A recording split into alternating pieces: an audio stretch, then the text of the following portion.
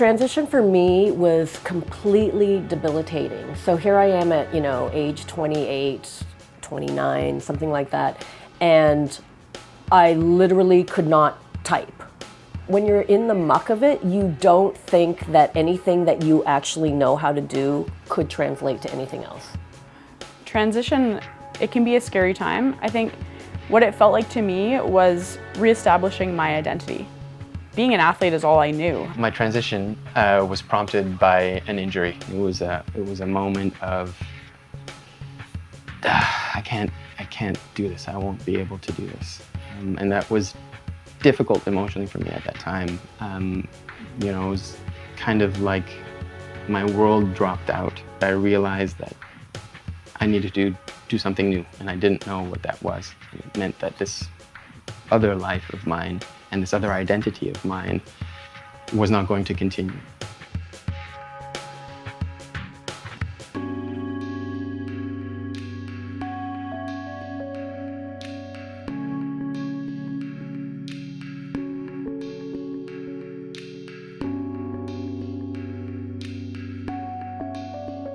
The tenacity that you develop when you're an athlete or a dancer or somebody who's performed at a high level with somebody. You understand what it took to get there, and you also understand that you can always do more. Because I was an Olympian and I was in a sport program, I had something that I could offer my students and my professors. And the stuff that I was learning, I had lived a lot of that. So that gave me some confidence. Attention to detail, being responsible, being on time, like all of those super basic life things that really anybody in any industry would appreciate and welcome. Dancers have over and over and over. For me, definitely, it's made me a lot more competitive, a lot more goal-oriented, a lot more of a good-natured and sort of good sport, I think, because while you might learn to sometimes win, you also learn how to lose. And I think that's really important in life. Tenacity. You fall, you get back up, you go again. Like in life, you got to keep going, and that's the thing I kept going.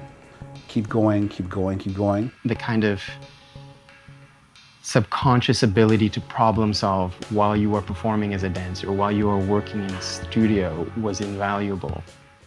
You learn how to work under pressure. Like, you don't get flustered when it's the client screaming at you and you've got an hour to do something when you've been in a hockey game in Russia and there's 25,000 Russians throwing stuff at you. When I think back to the number of things and the number of commitments I fit into my daily life for so long, there was no way I was going to survive trying to do all those things if I wasn't pretty organized.